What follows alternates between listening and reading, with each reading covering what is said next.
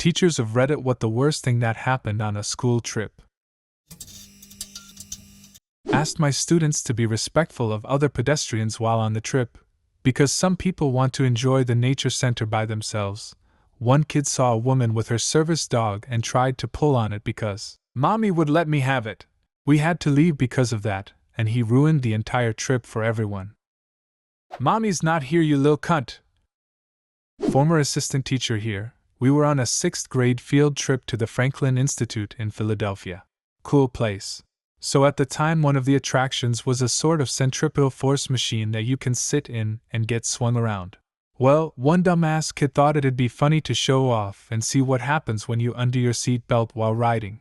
Naturally, he got flung out of the machine at roughly half the speed of sound and broke his fall with nothing but his face. Glasses busted, massive concussion, totally wrecked. There was a whole investigation, and the teacher in charge of that kid's group had to actually defend himself from accusations that he could have somehow stopped that level of stupidity. Sadly, I didn't witness it but did hear the impact from one room over. Pretty interesting day. Your Honor, I could have stopped him, but then you'd be trying me for breaking the laws of physics. We went skating, and one of the students fell, smacked her chin off the ice, and somehow got a skate blade to the face. She needed a bunch of stitches, and was able to stick her tongue through the hole in her face. I was a new teacher when the whole grade went on a field trip during the first week of school. In fact, I was so new that nobody, not even my colleagues, noticed that I wasn't on the bus. So it left without me. Fortunately, the destination was only about 15 minutes away, so it wasn't a big deal for me to jump in my car and follow the bus there. I took 3 classes of 6th graders, age 11 to 12, to visit the Los Angeles County Museum of Art.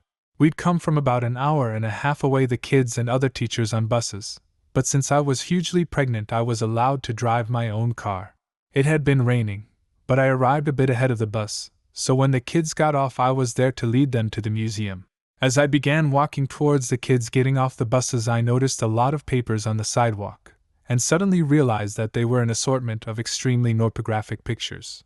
I stopped to try to gather them up before the kids got an unexpected and completely inappropriate sex ed lesson.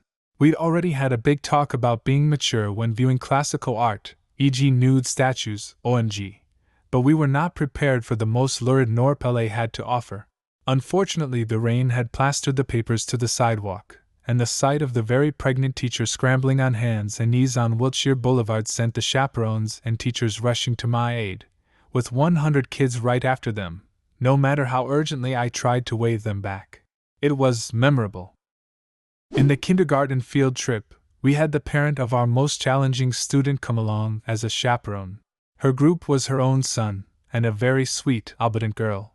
Let's call him Jim and the girl Shonda. Typically we teachers set up base camp, while the parents take the groups of students through the park. We do a scavenger hunt, and the parents bring us their cards for a stamp as they go through each section. The first time the zoo employee brought us Jim, he said that the boy was in the monkey exhibit trying to climb over the fences. Luckily he had on a school shirt, and Jim was brought right to us. We called his mother's phone, and she didn't answer. About 15 minutes later, the mom shows up and says, "Jim, how did you get in front of us? We were walking together just a minute ago." We teachers explained that in fact, Jim had been with us for a bit, and the zoo ranger had brought him over. No real response once from the mom. We asked her to turn on her phone. They went off again. The second time they brought us Jim, he had gotten into the fountain. It had taken several employees to chase him down as he ran and giggled. Same drill, we called Mom. No answer. Jim was sopping wet with gross fountain water. He did not seem too concerned. The mom did not show up for 45 minutes. Again she said, "Jim, how did you get in front of us? We were walking together just a minute ago." This time I was watching Shonda. The look on that little girl's face said it all. Total amazement that an adult was lying. They went off again to walk to the picnic area. Yes. The third time the zoo brought back little Jim. It was with a police officer. Apparently, the zoo was watching the cameras, and the minute the mom was out of sight, she let go of Jim and basically ditched him. The mom got a citation for failure to maintain responsibility for her child and a 1-year ban from the zoo. The police officer accompanied her and Jim back to the buses and waited with them until it was time to leave. They did not participate in the picnic. Shonda had the best moral to the story. No wonder he is so bad. His mama won't even keep him safe when there is a tiger around. He is now a very troubled fourth grader. He doesn't get to go on field trips without one-on-one support from a school staff member. I went on a class trip as chaperone to a science center. I was in charge of a group of 8 boys. One of them goes missing. I asked the others where he went, and they don't know either. He's missing for about 10 minutes until a security guard from the center comes up to me with him. The guy asks, "Is he one of yours?" and tells this kid to open his backpack when I say yes. Probably $200 worth of stolen stuff in there. He spent the rest of the trip right next to me. High school. Kids were going to a conference for a leadership service-oriented club. They got brought home early because a chaperone found an orgy in one of the rooms that had been pre-planned in a group chat that almost all of the kids on the trip were in. That was a shitstorm. I am a teacher, but my anecdote comes from when I was a kid back in the mid-90s. We were visiting some museum in London, and were traveling on the train and the tube with teachers. On the way back, some students didn't get on the tube before the automatic doors shut, and the teacher in charge just yelled as loud as he could, "See you back at school, lads!" And we just went home, and the teacher waited at the school later on, and sure enough, about 40 minutes after everyone else got back, the remaining kids turned up. If that happened to me now as a teacher in 2019, I'd be fired. You know how it goes. 2 or 3 go missing and suddenly you're irresponsible and criminally liable. I don't know why anyone would get into the profession. The first time I went on a field trip with my youth group kids, we went to an indoor rock climbing place, and one of the kids hid in the boys' bathroom, and since all the teachers were girls, we had no idea where he was for a solid 20 minutes. Finally, a staff member at the place used the bathroom and brought my missing kid out and said, "Is the one you're missing?" The kid thought it was fucking hilarious, but I was 2 seconds away from calling the police. When I was in the AmeriCorps, I was a tutor at a school where a popular 7th grader drowned on the class's end-of-the-year field trip to a lake at a state park the summer before I started. There were no lifeguards on duty. He was in chest-deep water when he went under in the lake and never came up. His friends and the chaperones tried to find him, but by the time they did, it was too late. This was an underserved school in a really rough neighborhood. According to the teachers, things were getting better at the school, but this really fucked with the kids. It was a very challenging year for them. Shit, no. One of my daughter's friends had a schoolmate drown while on a college school trip to a local river.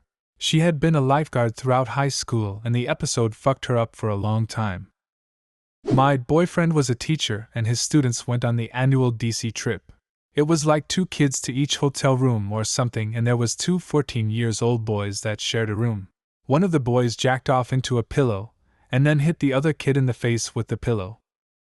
Very similar story. DC trip. A kid dropped a deuce in the bathtub and came on the window. Yes, the same kid. Less of a story and more of a fact. Gotta love 8th graders. It happened right before we would enter the bus. My students had been waiting for a few minutes, and some guys were messing around. I warned them to act normal, but left them out of my sight for 1 minute to grab something from my postbox. In that time, they pressed the fire alarm. The whole school, 1,650 students, had to be evacuated to the car park where the bus also waited. It was not my favorite morning. A girl on a beta club trip thought it would be funny to put "bomb on board" in the window of the bus. The interstate was shut down, the bus was pulled over, and SWAT team raided the bus. The bomb squad was called in to sweep the bus, even though the girl admitted it was a hoax. She didn't go to jail somehow. She was also a popular cheerleader and didn't get any disciplinary action from the school. I'm an English teacher in Korea, and field trips are different here. Usually, there are no additional chaperones. The teacher is responsible for all 25-ish students in their homeroom class during the trip. That means a field trip is often 8 classes of 25 students, 200 kids, and a maximum of 10 chaperones if some office staff get taken along. One of my first trips was to a large traditional market. It's a popular place to go, and there are usually thousands of people there at all times. Our buses arrived and we all piled off in the parking lot. The kids were told via megaphone, "Be back here in 1 hour. Go!" and all 200 of them scattered into the crowds and tents while most of the teachers got back onto the buses to have coffee. Surprisingly, 99% of the kids were back on the buses when they were supposed to be. However, a good number had bought small hamsters, turtles, or goldfish. 2 weeks later, I couldn't find a single kid whose spontaneous pet was still alive. What happened with the 1% of students who weren't back in time? Most of them showed up on their own less than 10 minutes late. There was just one straggler that they had to call over the loudspeakers because he didn't answer his cell phone. He had been distracted by some food stalls. He was generally mischief anyways, and we all kinda expected him not to come back without hassle. Group trip to take a tour of a college campus. We had a young man jump out of a bus window while it was going down the highway. His long-term girlfriend had broken up with him a few days before, and he later explained that he didn't see the point of going on the college visit anymore because he didn't want to go to the same college as her, or even apply to the same ones. Denied up and down that it was a suicide attempt. His friends circled the wagons and supported his story, and the story rumors died quickly. He got some gnarly road rash, but avoided being hit by any cars. I always got the impression that it was, in fact, a suicide attempt. If he didn't want to go on the tour, why go at all? Why board the bus? He could have stayed at school. This was several years ago. He is fine. Do you have a similar story? Leave a comment and subscribe to the channel if you want to see more videos like this one.